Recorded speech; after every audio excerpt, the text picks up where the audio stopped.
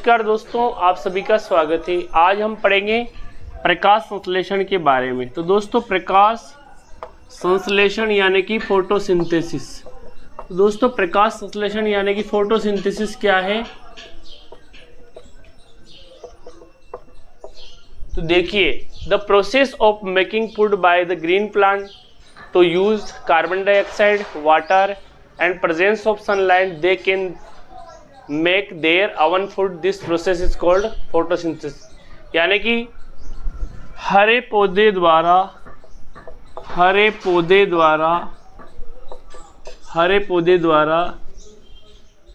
सूर्य के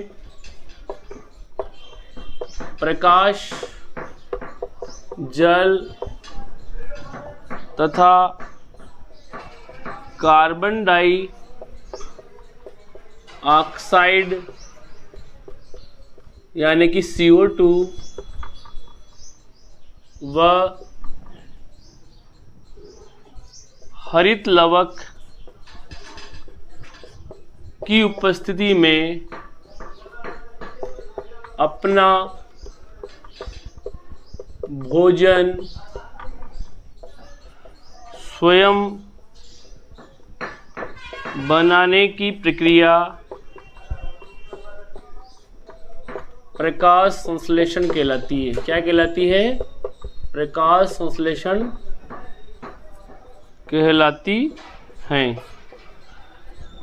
तो दोस्तों, जितने भी हरे पौधे होते हैं, सूर्य के प्रकाश की उपस्थिति में, क्लोरोफिल की उपस्थिति में, कार्बन डाइऑक्साइड की उपस्थिति में और जल की उपस्थिति में कार्बोहाइड्रेट के फॉर्म में अपना भोजन स्वयं बनाते हैं। इस प्रक्रिया को हम प्रकाश संश्लेषण कहते हैं।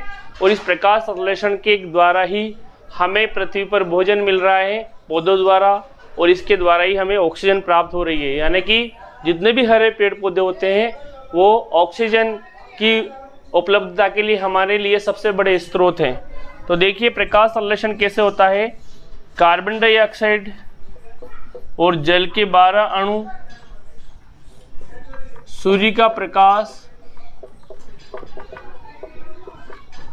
और दोस्तों हरित लवक, ये सभी चीजें 1, 2, 3, 4, जब ये चारों चीजें मिलती है तो दोस्तों कार्बोहाइड्रेट की फॉर्म में भोजन बनता है, साथ ही साथ ऑक्सीजन रिलीज होती है और जल भी रिलीज होता है। तो दोस्तों, कार्बोहाइड्रेट के रूप में क्या बन रहा है? यहाँ पे भोजन बन रहा है। क्या बन रहा है? भोजन। साथ ही साथ क्या हो रहा है? ऑक्सीजन गैस हमें प्राप्त हो रही है। तो ये प्रक्रिया प्रकाश संश्लेषण के दौरान होती है। अब दोस्तों, प्रकाश संश्लेषण के दौरान क्या क्या होता है? 3 घटनाएं होती है। उन घटनाओं को देखेंगे। प्रकाश संश्लेषण के दौरान होने वाली घटनाएं।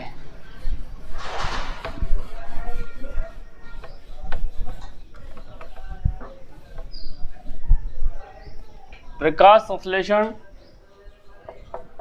के दौरान क्या क्या घटनाएं होती है उसको देखिए। तो नंबर 1, क्लोरोफिल अणु द्वारा सूर्य के प्रकाश का अवशोषण। तो यानी कि जो क्लोरोफिल अणु होता है वो क्या करता है? सूर्य के प्रकाश को अवशोषित करता है, सूर्य की ऊर्जा को रासायनिक ऊर्जा में बदलता है। दूसरे नंबर पे क्या होता है दोस्तों? कार्बन डाइऑक्साइड का कार्बोहाइड्रेट में यानी कि C6H12O6 में अपचयन होता है। क्या होता है दोस्तों? अपचयन। यानी कि CO2 का कार्बोहाइड्रेट में अपचयन हो रहा है। दोस्तों, यहाँ पे हाइड्रोजन जुड़ रही है, तो हाइड्रोजन का जुड़ना अपचयन है। वो तीसरा क्या होता है दोस्तों? ये जो जल के जो अणु हैं, यानी कि जल के अणु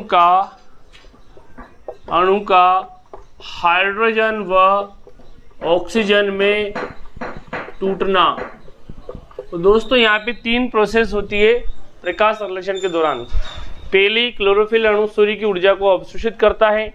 दूसरा, कार्बन डाइऑक्साइड कार्बोहाइड्रेट में अपचयित होती है।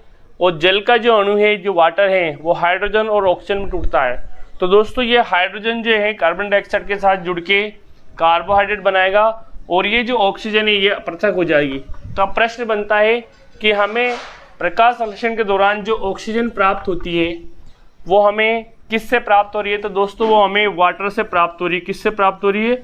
जल से, न कि कार्बन डाइऑक्साइड से। ध्यान रखिए, न कि कार्बन डाइऑक्साइड से। यानी कि हमें जो प्रकाश संश्लेषण के दौरान जो ऑक्सीजन गैस प्राप्त होती है वह ऑक्सीजन हमें जल के अणुओं से प्राप्त हो रही है, क्योंकि यहाँ जल का अणु किस में टूट रहा है? ऑक्सीजन और हाइड्रोजन में।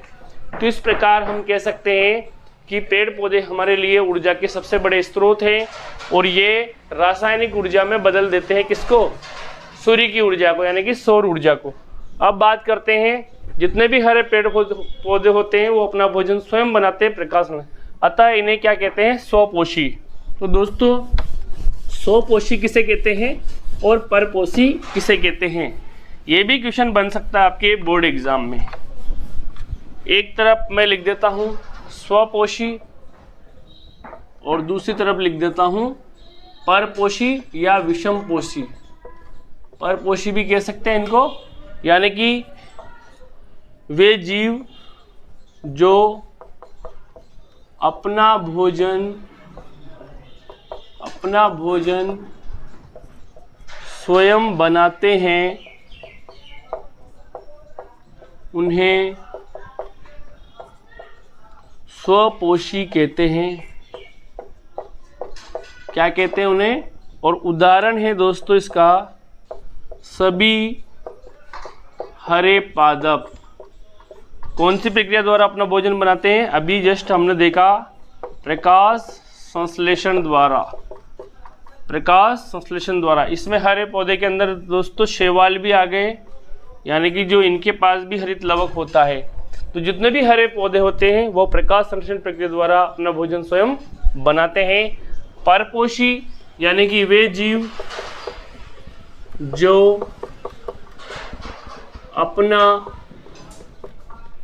भोजन स्वयं नहीं बनाते हैं, वे भोजन के लिए अन्य जीवों पर निर्भर रहते हैं। जैसे इसके अंदर दोस्तों इसके अंदर आ जाते हैं शाकाहारी भी आ जाते हैं और मांसाहारी भी आ जाते हैं और दोस्तों सर्वाहारी भी आ जाते हैं। यानी कि शाकाहारी में जैसे बकरी है, हिरण है, खरगोश हैं, ये भी सभी क्या है? परपोषी या विषमपोषी है। मांसाहारी जैसे शेर है, भेड़िया है, ये भी अपने भोजन की प्राप्ति के लिए अन्य जीवों पे यानी कि पेड़ पौधों पर निर्भर होते हैं। और सर्वाहारी जैसे मनुष्य है, कुत्ता है, कौवा है। तो दोस्तों शाकाहारी हो या मांसाहारी हो या सर्वाहारी हो, ये तीनों ही प्रत्यक्ष या अप्रत्यक्ष रूप से अपना भोजन जो है हरे पेड़ पौधों से प्राप्त करते हैं। तो दोस्तों हम कह सकते हैं कि हमारी पृथ्वी पर ऊर्जा का सबसे बड़ा स्रोत कौन है? सूर्य की ऊर्जा। और सूर्य की ऊर्जा को रासायनिक ऊर्जा में कौन बदल सकते हैं? सभी हरे पौधे बदल सकते हैं। तो हमारे लिए हरे पेड़ पौधों का कितना महत्व है आप इसको समझ सकते हैं। दोस्तों अब हम बात करते हैं श्वसन। तो श्वसन क्या है इसको आप नोट कर लीजिए। जितने भी जीव होते हैं वो श्वसन प्रक्रिया के अंदर ऑक्सीजन गैस लेते हैं, चाहे वो पेड़ पौधे हो या जीव जंतु हो। तो श्वसन प्रक्रिया के अंदर क्या होता है दोस्तों? श्वसन प्रक्रिया में रेस्पिरेशन इसको कह सकते हैं अपन। रेस्पिरेशन प्रक्रिया के अंदर क्या होता है? इसमें दोस्तों जो भोजन है, भोजन के अणु या जो भोजन होता है O2 की उपस्थिति में ऊर्जा विमुक्त करता है। क्या करता है? ऊर्जा। तो श्वसन प्रक्रिया में हमें क्या प्राप्त होती है? ऊर्जा प्राप्त होती है और ऑक्सीजन की उपस्थिति में होता है, यानी कि ऑक्सीजन चाहिए। तो दोस्तों देखिए ये जो कार्बोहाइड्रेट जो है हम भोजन द्वारा हमारे शरीर में लेते हैं और ये जो ऑक्सीजन जो है हमें इसमें चाहिए। ऑक्सीजन और दोस्तों ये जो प्रक्रिया जो होती है ये हमारे माइटोकॉन्ड्रिया में होती है। माइटोकॉन्ड्रिया के अंदर वायवीय श्वसन, कौन सा श्वसन? वायवीय श्वसन, वायवीय रेस्पिरेशन, ये हमारे माइटोकॉन्ड्रिया के अंदर होती है। और यहाँ क्या होता है दोस्तों, यहाँ कार्बन डाइऑक्साइड विमुक्त होती है, साथ ही साथ जल विमुक्त होता है, और यहाँ पे दोस्तों हमें ऊर्जा प्राप्त होती है। क्या प्राप्त होती है? ऊर्जा। ऊर्जा किसके रूप में प्राप्त होती है? एटीपी के रूप में, यानी कि एडेनोसिन ट्राइफॉस्फेट के रूप में। यानी कि एक ग्लूकोज के पूर्णतः विखंडन से हमें 38 एटीपी प्राप्त होते हैं। यानी कि वायवीय श्वसन के अंदर 38 एटीपी यानी कि 38 एटीपी अणु प्राप्त होते हैं। तो इस प्रकार श्वसन प्रक्रिया होती है।